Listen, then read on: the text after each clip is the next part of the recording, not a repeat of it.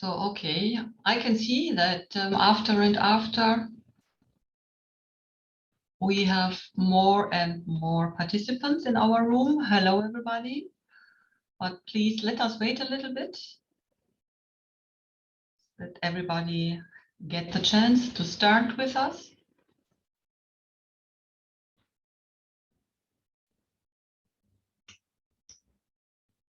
Okay.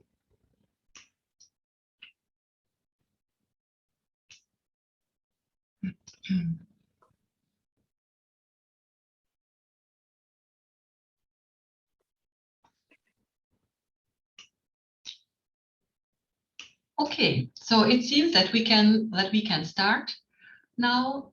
So hello and welcome. Good afternoon to our webinar today. My name is Susanne Kollmeier and I will guide you through this webinar today. Yeah, what is our topic? It is the smart and air injection. This is our innovative combination of the progressive cavity pump and compressed air conveying. Yeah, what does it mean? So my colleague Oliver Langen will explain this now more in detail, how this works, especially in breweries and distilleries. Yes, one additional information from my side. If you have a question or a comment, so please use the F and Q part in Zoom, and we will collect them and answer your question during our webinar, during our presentation. Okay, so now I would like to hand over to Oliver. Thank you, Susanne. By the way, do you want me to quickly stop the presentation so while I introduce myself, people can see? Yes, please. So you can stop the screen sharing, and now we can see you. Okay, great. Sorry. Yeah. Yeah. Hello, everybody. Also from my side, and thanks to my colleague Susanne. I'm very happy that you are joining our webinar, and I hope it's going to be interesting for you. It will take about 45 minutes, roughly. It's a complex topic, but I will try to drain it down as simple as possible and make it interesting for you. Anyhow, very nice that you are meeting us through this kind of technology webinar. I wish we could meet personally, and before I forget, you are always invited to come to Bottrop in northern Germany and see our production facility. It's a very impressive facility with about 400 people. We're building more than 10,000 pumps on that location, so it might be interesting for you if you have some other businesses around Bottrop area, northern Germany. And you're invited anytime. Then maybe a few words to myself. I'm working all my professional life with rotating equipment, not always with pumps. I have also a background in compressor and turbo machinery. Anyhow, the last years, I'm more specifically working on pump business. I'm working with Zepex for 2 years only at the moment, and I'm specifically responsible for what we call SAI, like Susanne mentioned, which is a bit of a, how can I say, a clumsy word, but we will later see it's a very simple and nice technology to apply. Now, let's get started from my side. Please raise your hand or put questions into the technology, the computer you have in front of you. My colleague will watch that. So while I'm talking, there's somebody also watching questions. So it makes the whole presentation much more efficient and more interesting if you have some questions in between. So anytime, please go ahead. Okay, then let's get started. I share my screen.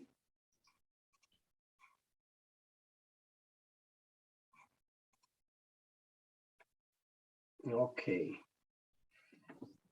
Okay. You should see there. Oliver, great. Yeah, everything is there.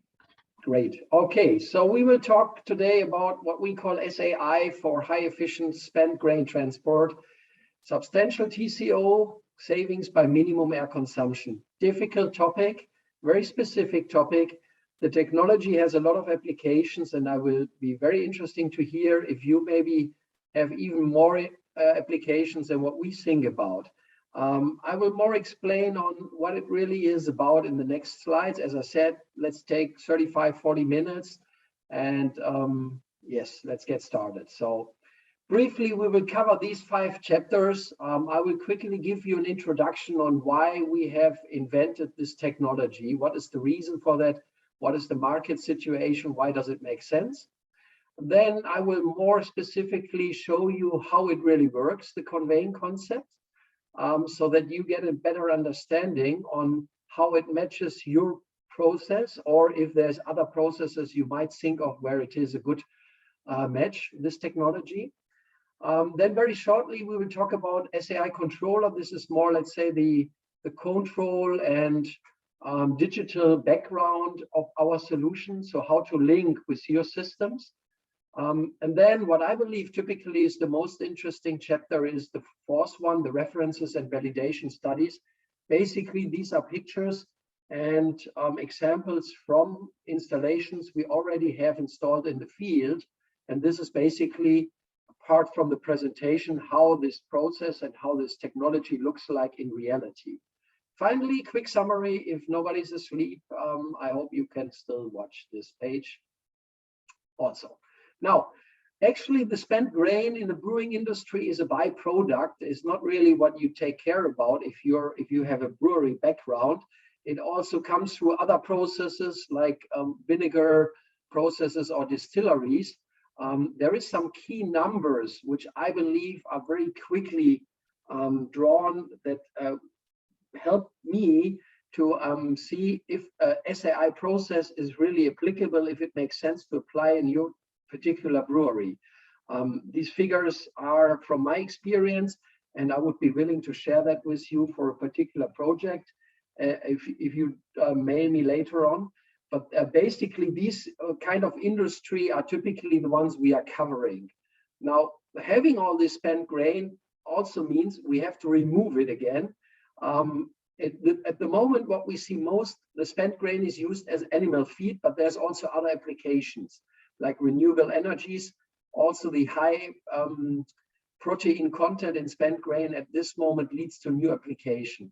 So it's not a waste, it's a byproduct, but it needs to be taken care about. And that's why we thought, let's have a closer look, what is being applied today, how efficient are conveying technologies today, and what can we change, what can we do different and better. Now, if you look in a brewery, you see on the right side, there is many applications for pumps, sometimes centrifugal pumps, sometimes positive displacement pumps. We will not cover that today. We actually only look at the core issue, the pump, which is typically close to the lauter ton. That is where we look at. The requirements for these kind of pumps and also for our process are always the same. I mean, it's total cost of ownership. So basically the investment and the maintenance and all the related costs over the years while you use the pump. Basically also the energy cost, which is very hot topic at the moment with power costs increasing dramatically. But we also face different issues like longer transport distances, meaning breweries or production places are getting bigger and bigger. They're going to be extended. And then maybe the existing technology is limited somehow. Process reliability, I think, is a given. There's no discussion about it. The system must be failure safe and reliable. There's no discussion about that. And if you combine the upper three, we believe also we can look into increased productivity. Sometimes it also can mean that you want to increase the process time or decrease, let's say, the process time just to accelerate your other processes. Now, with these 4 columns in mind, we came up with what we call SAI, and I will later explain what it stands for. And we had a solution, thinking about a progressive cavity pump, which is familiar to you, plus a pneumatic dense phase conveying, which in fact is actually compressed air, let's say. So if we want to put it a bit more simple, then we would say it's a combination of a pump and a compressor. And that's pretty much what the technology is being described of. Now let's have a closer look on how it really works. So we have done chapter 1 already. Let's see how it works. What you see here on top is the classic solution to convey a spent grain from a hopper into a silo. That's the, I would say, 80–90% classic situation.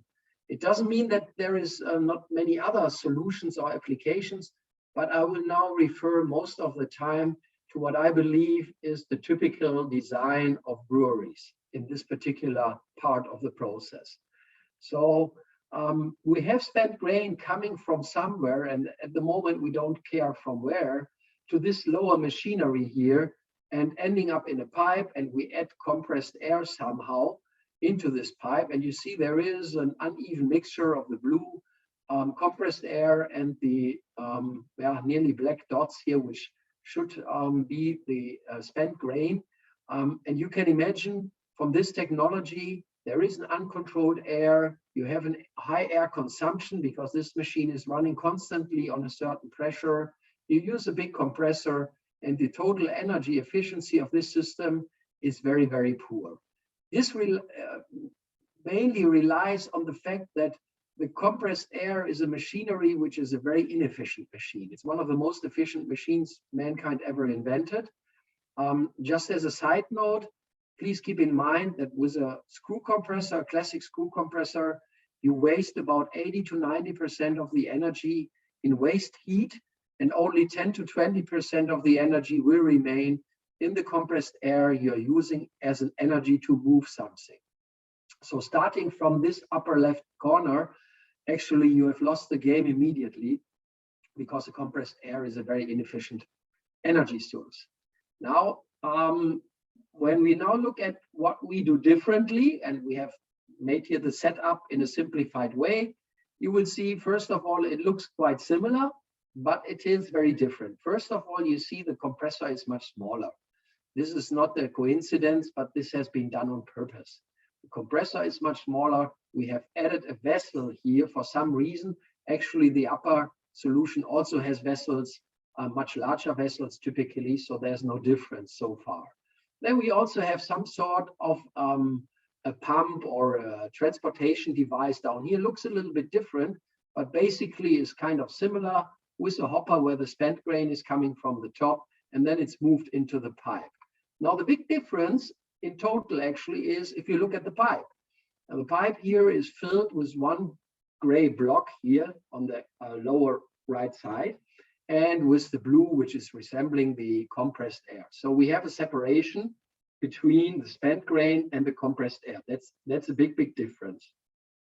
What we achieve with this setup here, which looks very similar, but you will later understand where the differences are, is that we have a much less of an airflow here. We have a minimum of air consumption, we have smaller compressor, and in total we have excellent energy efficiency.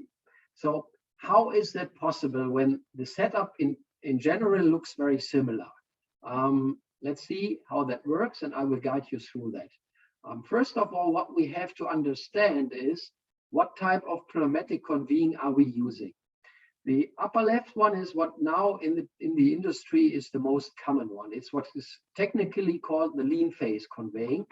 And the problem with that kind of conveying is that you have a huge amount of air, but what you really want to move, the loading, the blue dots here, is only a very small fraction. So that is very bad. Now, what we do is the dense phase conveying on the lower left side. We have a high pipeline loading with a lot of mass, and we only use a little air. That's the big difference. There's also the mixture between on the right side, but we will not cover that. That is a different issue.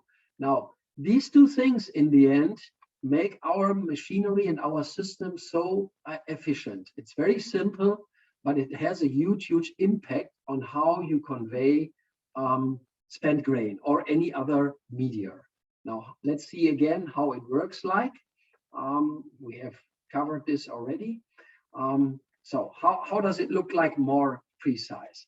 Again, like I said, we have the compressor here, we have a receiver, we have a compressed air going through that pipe, and we have a magnetic valve here, which allows us to control, open or close this volume from compressed air. On the other hand, we have the spent grain pump. with a hopper on top, where there's also a pressure device here just for us to understand on what is the pressure in the pipe. That is all we need for the moment. We have a pipe leading to a silo, can also be any different destination, warehouse or truck, container, whatever, doesn't matter.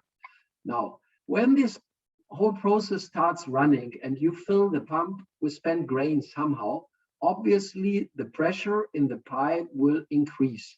You will fill up this empty pipe with spent grain. That is shown on this graph here on the upper right side, where the pressure over the time in the pipeline is increasing. You push more and more of spent grain into the pipe. This is shown by this dark gray. Now, when we reach a certain point, what we call injection pressure, and it's indicated by this blue line, for example, then we open the valve for the compressed air. So until then, basically nothing happens in the pipe, only we build up a certain mass of spent grain. We call this block, let's say, a plug. So we build up a plug in the pipe and nothing so far happened. Now, we reach the moment when we open the magnetic valve and we add the compressed air for only a short period. What happens is the compressed air has a higher pressure than what we see into the spent grain pipe, and it will move the spent grain plug into the silo. So it's a very simple technology if you think about it, and that's important. It's not a rocket science issue. Now, just to give you some more concrete figures so you have an understanding on what seconds, what time are we talking about. Typically, you could say a plug which is shown down here has a length of 10, 12, 15 meters, roughly. The time we open the valve will be anything between 4, 5 to maybe 12 or 14 seconds only. And this is very important. So we use the compressed air only for a very short period, 10 seconds, let's say, for the moment. The pressure, the injection pressure, let's say, which starts the whole process, is about 1 to 2 bar only. So it's a very low pressure here. The pump is not loaded, which has a benefit on wear and tear on the pump and also on the remaining system. So the compressed air typically has a pressure value of 6 to 8 bar, could also be 10, but the lower, the better, with, let's say, a boundary of, I would say, 6, 7 bar, depending on the project-specific piping lengths and other issues. So we need classic compressed air here. This is all we need, and this is all the way, or this is the way the process is working. And it's a batch process, so it's repeating itself continuously in a very similar way. So once this plug has moved, the pump is always continuing to build up the new plug. We will see the increase in pressure again. We will open the valve. We will flow the compressed air through the pipe. The plug will move to the silo within a few seconds, by the way, because the distance here typically is 30, 40, 50, or maybe 80 meters, or maybe 100. So that will only last a few seconds. And then the whole process starts again. That is important that you understand this kind of batch process, because it is the clue for the energy efficient transport issue. Like I said here, we now repeat it. We call this pneumatic dense phase conveying, like I said, one page earlier. And we have one advantage physically, which makes the whole process working so efficient, and that is the shear thinning behavior of spent grain and also of other materials. Why is that? I mean, there is a theory behind that. We are using this behavior of this spent grain, and it helps us a lot to reduce the friction between the spent grain and the piping boundary, and that helps us to make this transport system also very efficient. There is a slide coming on that, which I will not cover too much. It's getting more of physical issues. You see there's some formulas here. Basically, what you need to understand is that the friction at the boundary between the spent grain and the pipe is very low, the faster you accelerate the spent grain. And that's the big positive aspect we are using for our system, and which makes the transport energy-wise far better than any existing systems. Basically, we're talking about a factor of 25 in reduction of viscosity due to the transportation speed of the plug in the piping. This is something you can have a look at closer in the literature, or if you can't sleep at night, I think it's getting kind of interesting and complex. But we're just using a physical effect, which is not our invention, it is just a given. Now, there is a small video showing that. If you take a cup of ketchup, for example, sorry for that, that needs to start again here, and you lay down a golf ball, it will not sink. It's a very slow speed, so there's a high friction at the boundary. Now, if you can accelerate somehow the golf ball and you put it into the same ketchup, it will sink down immediately, of course. Yeah, it will get down because of the lower friction at the boundary layer between the ketchup and the golf ball. And then once it's slowed down in the ketchup, by the way, it will not sink to the ground anymore, even though the ball is heavier, but the friction is getting too high on the boundary. So that's the big difference. Just as a summary, like I said, for the lean phase conveying, which we use, for the lean phase conveying, which is at the moment used in the market, high air consumption, low loading, and we are using the dense phase conveying with a high piping loading for short intervals, but only low volume used. That's the big difference. So there's some other theoretical background here for you. One issue I want to mention is, and that's what I've seen in some breweries, is the reduction of pipe wear. It's something, when we talk about spent grain, we might believe the spent grain is always the same, but the media is always different. So it's never the same, even though it's spent grain. Maybe reduced down to a single brewery, it might be always the same or very similar, but compared between breweries or compared between different countries, it's different.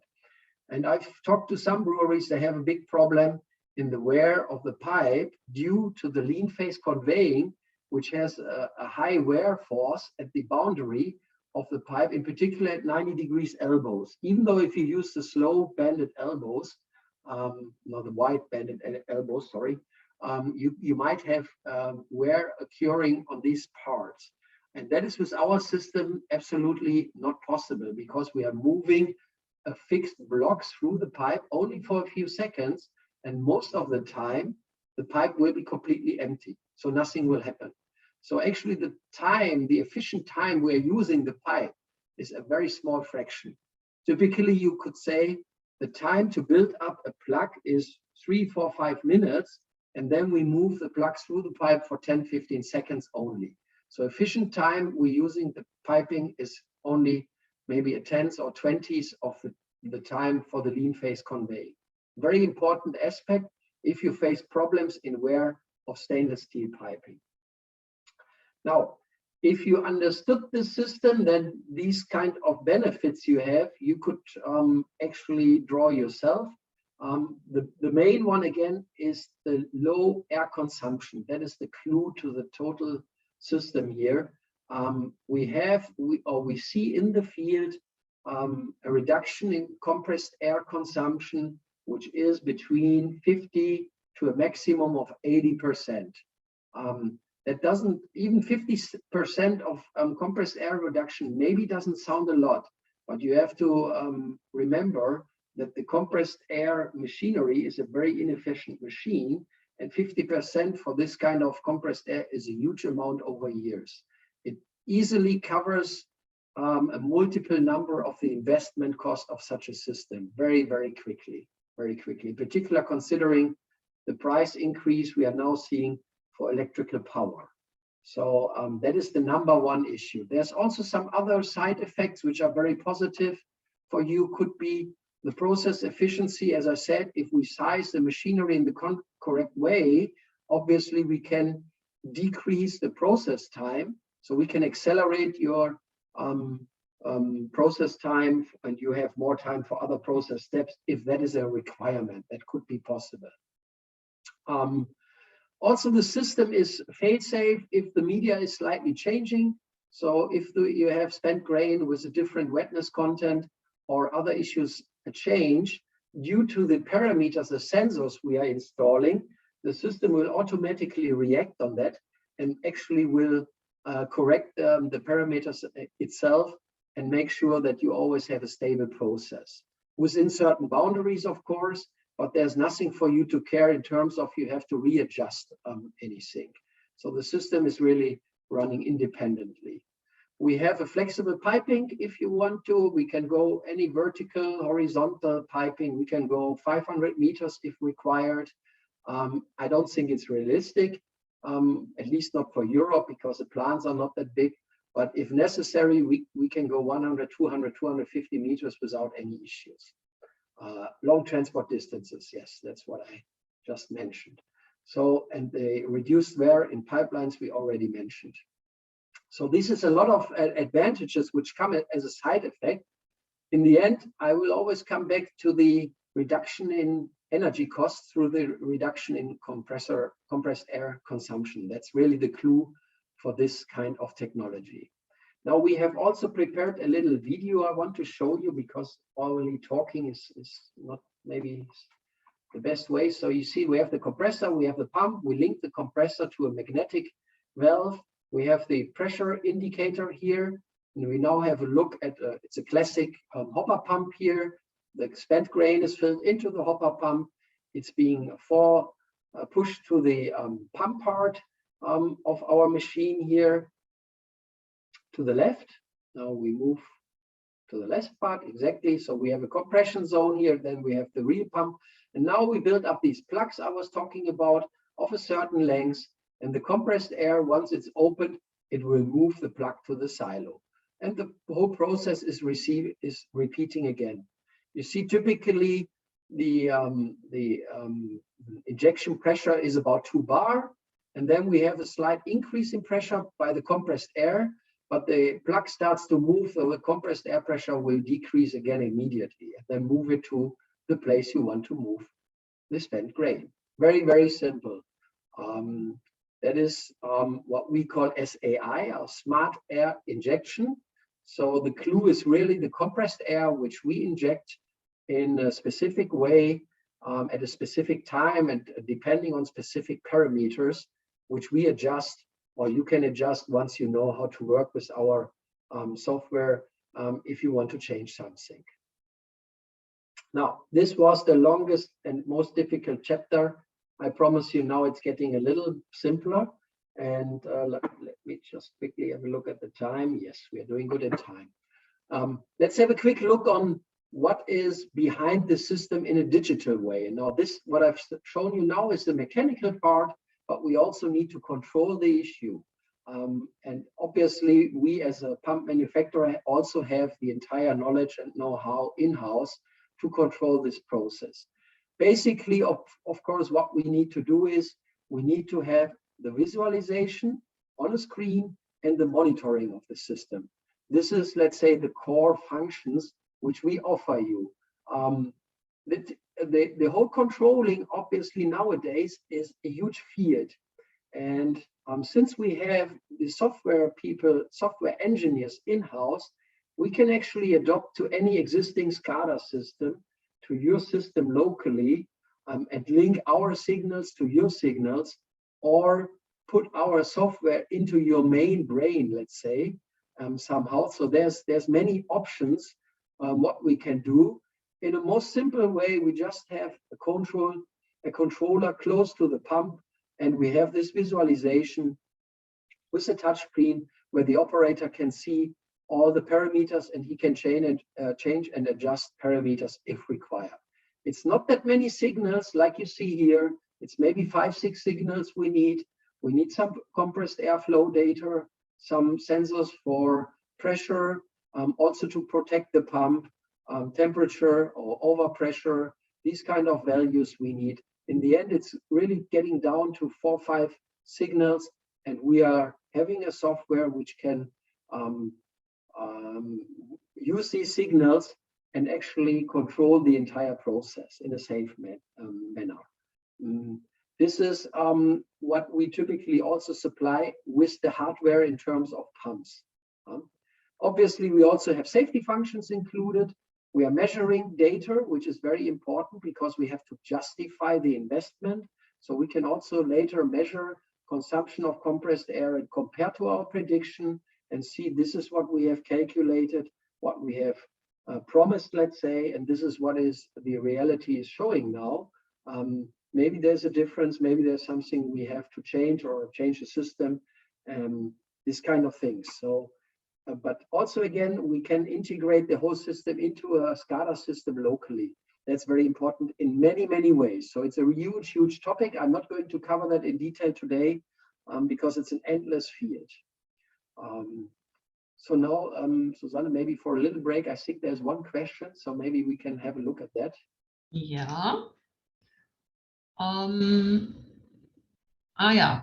So the question means, so what PLC/SCADA platforms do CPEX support? So which kind of platforms do we That's support? a good question. Yes. Yeah, thank you for that question. Very, very good. I could say all, but I think my electrical department will not like the answer.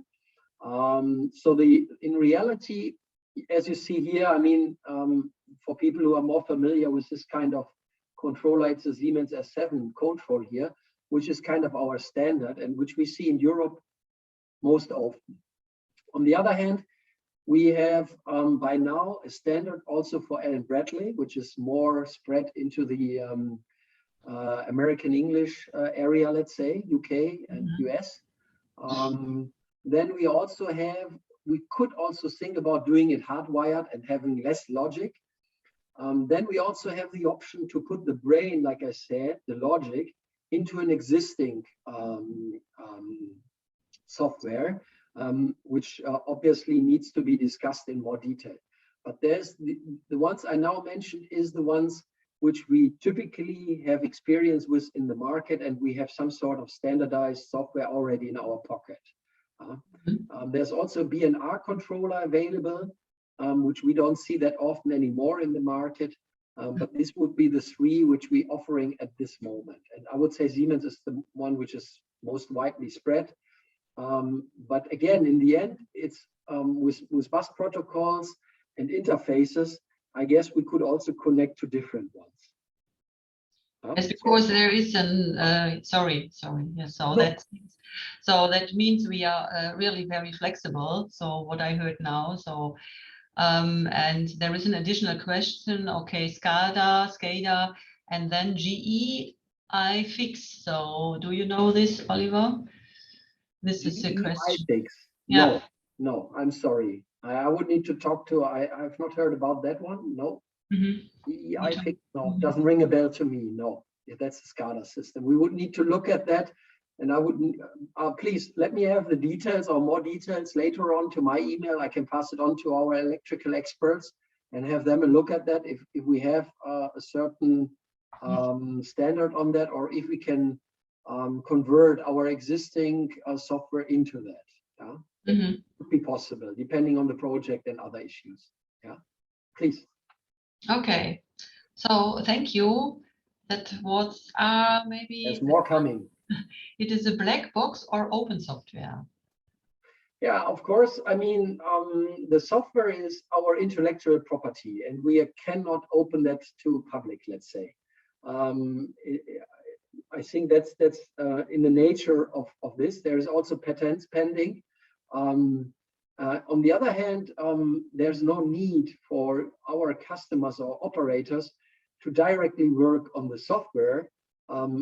There is a second step, or I would say call it a second level, where you would need to have the operator parameters and all the changes or signals you want to have, and we can make those available, of course. But the core software, like you wouldn't talk to Microsoft and ask for the Office software. They would never issue that. But they offer, of course, the practical parts on an operator level. And that's the same with our software. It's a protected it's our intellectual property, which is closed, of course, but we give you all the signals and parameters you need to change and adopt to your process or protocols. So that is not the issue, I think. Okay.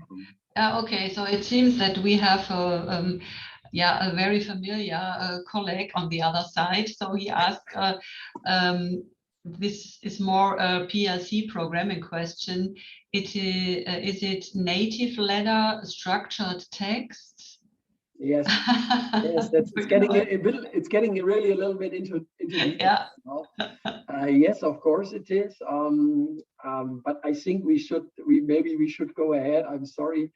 I'm happy that you have so many questions. That, as I said, we have a department working on that with like 4 or 5 people. So we have the in-house expertise to make this. If we don't have it, we can also buy it from somewhere. But it is a much better solution that we have this expertise in-house to make these kind of adjustments locally for project-specific projects for customers. But I don't want to promise we can do anything. I mean, typically, both in the mechanical part, but moreover, also in the digital and electrical part, we are a medium-sized company, so we have the huge flexibility to adjust to customer-specific requirements. We can do that. But obviously, we cannot do everything. That's also clear. Mm-hmm. Yeah. I guess that's giving you a good feeling of what we can do. We are not the huge company which is not flexible enough to adopt to very specific project needs. That's my summary, let's say. Mm-hmm. Okay, thanks a lot. But we have another question regarding the viscosity. The viscosity level can work at which dry weight percentage? Do you have a number? Yeah, actually, I mean, this system is not only applied for spent grain. We will later see, we also have a lot of applications in sludge, in wastewater sludge, which is far more difficult in terms of viscosity. Wastewater sludge is very sticky. Spent grain is actually, you could say from our terms of looking at the process, from our side of looking at the process, it's much easier to convey. So basically, we can do any dryness you can give me. I've not seen in the market a dry content where I would say we cannot transport it. What I see typically is 20%, maybe 25% in spent grain applications. So the majority of the media is still water content. In sludge applications, we go for 30 or more percent dry content, 30 or 32%. So we have actually no practical restrictions on that. From what I've seen in the market, no restriction. Otherwise, unless there's somebody inventing a new technology at the moment or is coming up with even higher numbers than what I've just mentioned, but I've never seen higher numbers like that. And that is no problem for this system. So there's no restriction in viscosity or DS content. Okay, and one additional question. Can the system transport category 3 fatty waste up to 10%? That's a good question again. There is many applications, of course, out in the field. Some of them we have a lot of experience, some of them less. In general, obviously, I cannot just confirm any media because, like I said, even spent grain is different from side to side. What we typically do, if you have a specific requirement in terms of fat or animal food or fruit waste, or there's many other things, mineral sludges, can be many things. We would need to look at that, see in our database, in our experience, what has been done previously, what is the behavior of such a media. Then we also rely to a certain part from your experience, because you are moving this material at the moment already somehow. And if this doesn't come to let's say to a decision what we should do, finally, we also have a test set up, a test plant, let's say, SAI system, which we can quite easily move to a side, attach it to your process for a certain time, a week or a few days, and just make a field test. And that's really the final solution which we are offering. It's not a big effort, it's not a big cost, but it's worth doing that if we are unsure in how this material behaves for our process. Basically, what we need to know is the friction losses when we pump this fluid for 5, 10, 15, 20 meters. This is the data we would need to know. If that's unknown, in the end, we might need to make a test then. So we have a test plant available to solve that. Yeah, thank you, Ollie. And then one more question, and then I think we can go further on. Do we have any experience conveying spent grain from a mesh filter rather than a lauter tun? Yes, of course. Yes, the mesh filter and the lauter tun is the two applications we see most of the time in the field. In the end, we don't care. It's just a difference in DS content. So for us, it's both possible. Doesn't make a difference for us. We just need to know basically the data as precise as possible in terms of DS content, so water or dryness content, whatever you want to give us. That's what we need to know. The system is working with both, no issue. Yes, we will have a slide on that later on.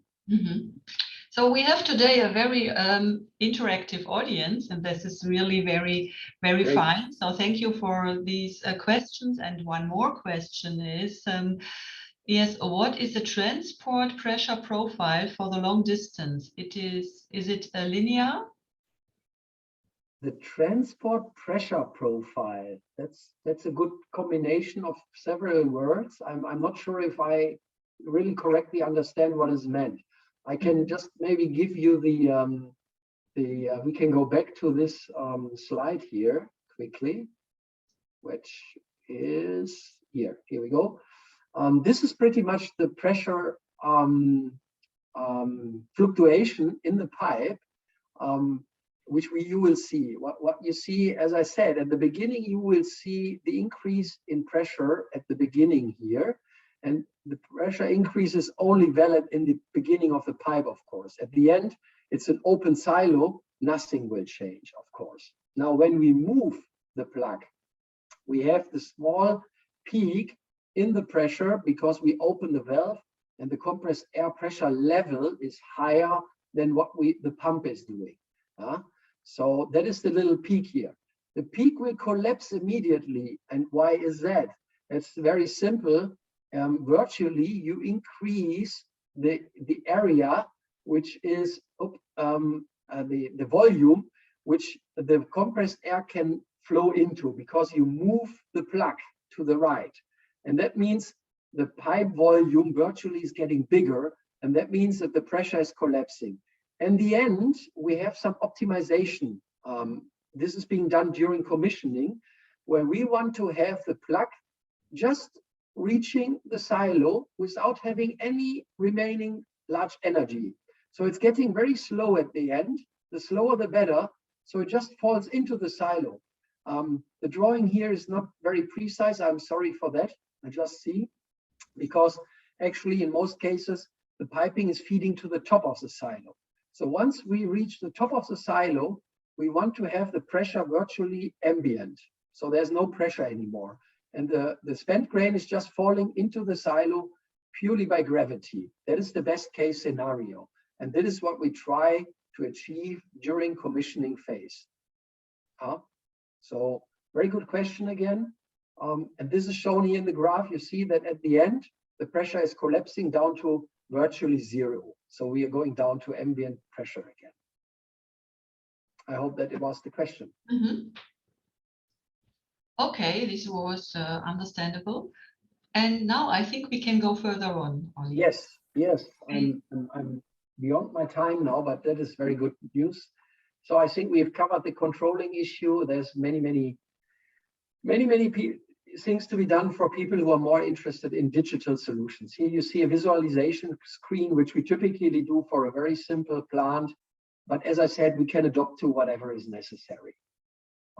Now, if we go one step beyond, what we've just seen is the internal control. But obviously, we also have connected services which go beyond our own core control box, let's say, and we connect to customer systems also with some what we call advanced analytics. So this is more a topic of remote pump monitoring, big data, predictive maintenance, these kind of things. We offer services with regards to this topic because we believe that Zepex is the leading company in these kind of digital services as a pump manufacturer.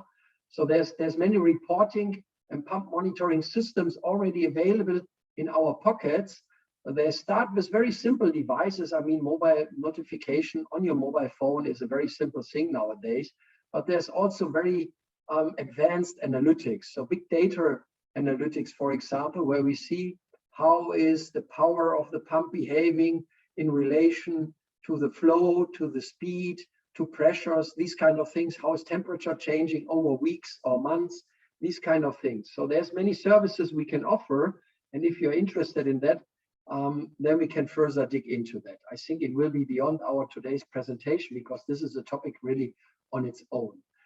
It has several advantages. So in many cases, I believe at least a minimum of analytics is a very good feature you should think about, because we as a supplier, we can log into about 40, 50 running systems in Europe today. And of course, due to that, we have a far larger experience and can compare systems, while an operator only sees a single plant. It's his own plant virtually. So the amount of experience is far more restricted. And that can help a lot to quickly find failures and give advice remotely without changing your process or interfering to your process, just passively getting data and give advice. So that's a very good thing we can offer. So there's many systems available. Great. Now we come to the most interesting part I was thinking about, but it seems like today the controlling and the conveying is more interesting. Let's see some references in the field. You see, we have started roughly 5 years ago with that system, basically focusing on Germany, UK, and Scandinavia. By coincidence, the countries where we have the most, maybe the highest beer consumption. I'm not sure. And then later started also Italy, France, and then later US and China. And you see there's about 70 plants running at the moment. Like I said, with a focus on Benelux, Germany, Scandinavia, and UK. But there's big names linked to that kind of process. You see also water companies. Like I said, this system is also applicable for wastewater sludge, which is a much bigger market than the brewing market, I believe. So we have a lot of experience in both fields available. Now, this is typical how the situation looks like. Now, again, I have to say, the system is a total system very flexible. And what I'm showing you is some very typical designs of brewery process, but it can look very different in your specific site. So don't hesitate to send us some pictures or think about yourself on how we could add our system to your process. There's space requirements, there's maybe piping problems, there could be other issues. We can become creative, and we also have other solutions available. We are very flexible there. If your brewery doesn't look specifically as this one, for example. In this case, is a very simple case. You have the main spent grain hopper, which has a volume of 10, 15, 20 cubic meters, and the pump is located below that hopper. There's a feeding, a conveyor screw in here, and there's a small screw, obviously, in our pump, and it just compresses the spent grain. We add the compressed air, and the spent grain is moving to the pipe, to the silo. That is the classic and most typical application we have. We have a 54 meters distance and a 20 meters vertical attitude difference, meaning we go on a silo. And by the way, somebody was asking if we can also use a mesh filter. So in this brewery, it's a mesh filter where the spent grain is coming from. In this case, we had a reduction in air consumption of really 80%. That's about the maximum we can achieve. It's obviously a huge number. I don't want to look at that. Now, another application in UK here, you see we have the spent grain 15 to 23 cubic meters an hour. Again, very typical DS contents, 20 to 22%. I think somebody was asking for that values. The piping here is very long and also large piping, DN 200. Typically, we see DN 150, 200, and 250 in the market. So that's again a very typical but more large brewery here in the long distance. You see this 4 large silos here. Obviously, we can feed different silos by automized valves that can be included in our software. So you can change the silo filling in a way, whatever your requirements are. In this particular case, we have done more of a mechanical job also. You see, this is the initial system. There is a long screw here, and there was the pneumatic conveying here on the left side. But for the long distance, this system doesn't work anymore. It's getting too inefficient, and the pressure there's a big pressure loss in these long distances, and in the end, the spent grain will not reach the silo anymore.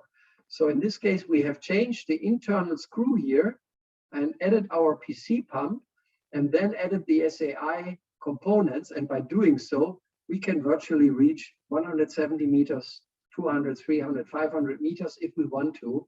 Virtually, there's no limit actually.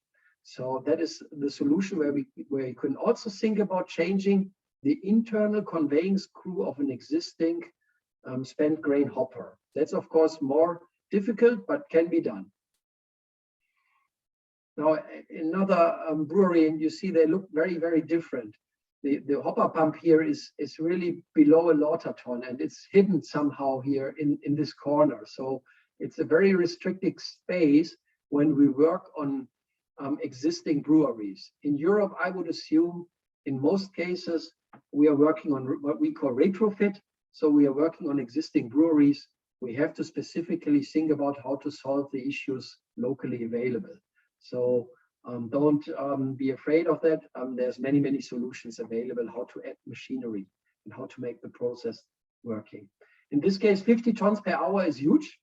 That's a really, really big number. The piping distance is very typical, 80 meters, 30 meters vertical. So it's one large silo. Again, a DN200 existing piping, which might need to be reinforced. And then we have the silo top entry. So in this particular case, the real story was to reduce the mesh out time. So we wanted to decrease the process time, because you can imagine 50 tons per hour, that's really a lot. And you will not be able to do that with existing pond of systems. Okay, now let's have a look. Middleton Distillery in Ireland, you see a small one, or a smaller one, let's say. We have only very short distance here, small pump. There is an additional hopper here with some level control that can also be done. Looks very different again. So there's many different design applications possible. William Grant Distillery, actually, yeah, that's nothing too specific. I think you have seen these pictures.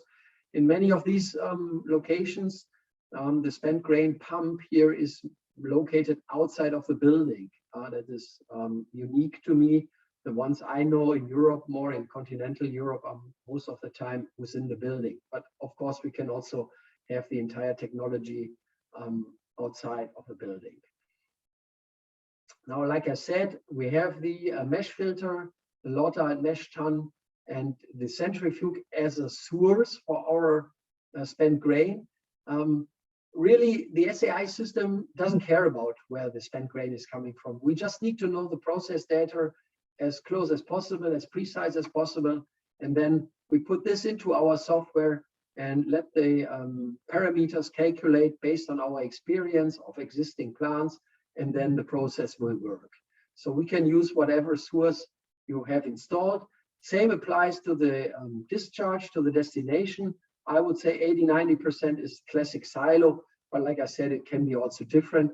And we can also have a mixture, like we have seen here, multi-source with two hoppers feeding here, like we've seen in this page here. You see there's two different media fed into a single hopper. It's kind of mixed and then moved to the silo. So there's many ways to make this working. That's the smaller one here, 4 tons.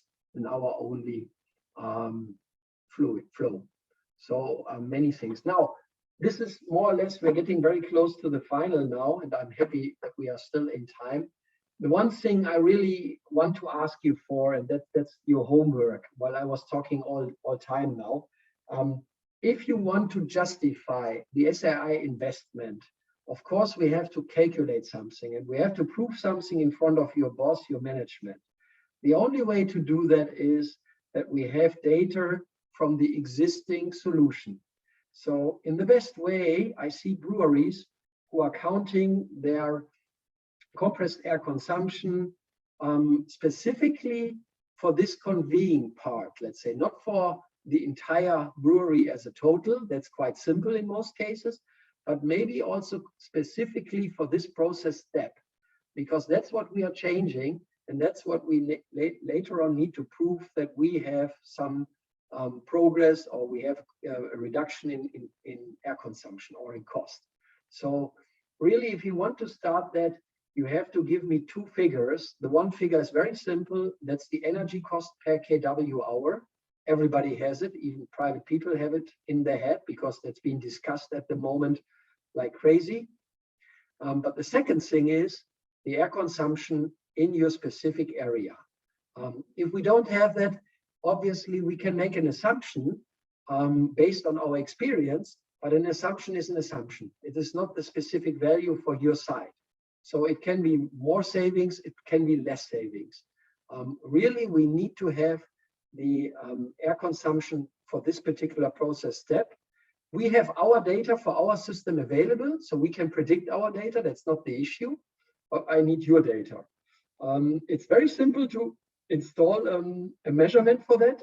Typically, compressed air dealers offer that for very low cost, like €1,000, maybe €2,000 for a few days only, or a few weeks. And then we have the data which will allow us to precisely calculate the reduction in compressed air. And if you then add this to a cost figure, a price per cubic meters an hour, then we can very, very simple argue towards our management why we want to have this system and how to justify it. Your homework, please. You see 90% in air reduction. Okay, that's maybe a little bit of a marketing extra. I would say 70-80% is more realistic in spent grain. Doesn't matter really. It's a huge number in any case. And also in downtime, we can reduce, or we can accelerate the process 20% time. Okay, that is depending on the size of the plant. I think it's less important. The air consumption is the clue. In this particular case, we have seen the application already here. For example, we had the total TCO savings in 10 years. Each year, I would say €10,000. So in 10 years, more than €100,000. That's a huge number. And this is based on power cost of 18 cents per kW hour. At this moment, I think the price is maybe double. So the cost savings here is getting from 100,000 to 200,000 immediately. Not every operator is calculating with 10 years. So let me know on how many years you need to have a return on investment. Can be 3, 4, 5 years. 2 years is maybe a little low, but starting from 3 years, you can imagine we have very, very good chances to make the system running when you have the place to install it. And it's a fitting system. So very important here, these last 2 slides. If you keep that in mind, reduction in air consumption, give me the energy cost and give me the cost for a norm cubic meter or cubic meters of compressed air, and we make the system working for you, no problem. Okay, you see here there's some other smaller brewery pictures finally, but that is something we have seen, I think, enough. So I'm through with my actually my webinar. There is the summary now. We have seen the many application, and you've seen the features as a full package, mechanically and also control box. And this slide is summarizing everything with, let's say, keep an eye on the operational expenses, the total cost of ownership or life cycle costing, whatever you want to call it. That is the clue to justify the system. And you get a bunch of extra advantages on top, free of charge. That's it really from my side. Thank you. I'm sorry I was talking all the time again. I hope it was interesting for you. And I'm happy if you come up with any ideas, any new projects, any application which we, even as a supplier, might not have thought about it so far. Would be very happy. Thank you. So yeah, thank you, Ollie. Thank you once again. We have still two, maybe also three questions. So I have the question: could one pump feed multiple tanks? Yes, that's a very typical application. Good question. One pump can feed 2, 3, 4, 5, any number of tanks. It's just a matter of how we control electrical or pneumatic valves. And we have in our software included a base package already to make this happening. No problem. It can also feed, by the way, 2 pumps on a single line. It's also possible. Yeah, so we have both ways. We can feed different destinations, or we can have several sources, let's say, and have only a single destination. Any combination is possible. No problem. Okay. And then the last question, do we have test facilities or a research and development center where we can do transport tests for new products? Yes, like I said, we have a test plant, or not a test plant, a test system. Now I got it. A test system with a pump, with a small compressed air, with a control, with all the features we have, which we can typically ship to customer side. We have some plastic piping, let's say, which can be easily installed just to make a test over 10, 20, 50 meters. Yeah. We don't need high pressure piping with the system. That's the big positive effect.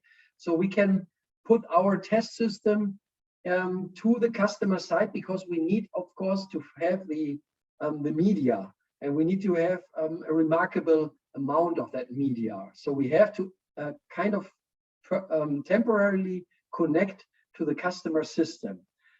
That can be done. The other way around, to send us, let's say, a higher amount of your media is less practical possible, because typically it's very difficult, let's say, to move, I don't know, specific fats or whatever was mentioned in this presentation by people intending it. That is more difficult for us to do that on our location, on our premises, obviously. The easier way really is to ship our test system and make it locally available.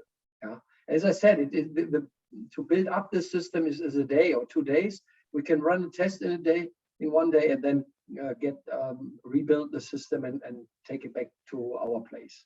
It's a matter of a week. Okay, so yeah, so thanks a lot once again to you, Ollie. I think this was very interesting and very informative for our audience. Yes, thank you also to our audience for your attention. And so if you have some more questions, so don't worry, get in contact with us directly. Ollie mentioned it, you can visit us if it is possible for you, if it is not too far away. Anytime. So we are open. Okay, yes, so then we would like to close our webinar for today. We hope that we can see us maybe in another webinar or personally. Yeah, and then I would like to say goodbye to everybody and enjoy the evening. See you. Thank you. Also Bye-bye. from my side. Bye-bye. Bye-bye. Thank you very much. Thank you. Bye-bye.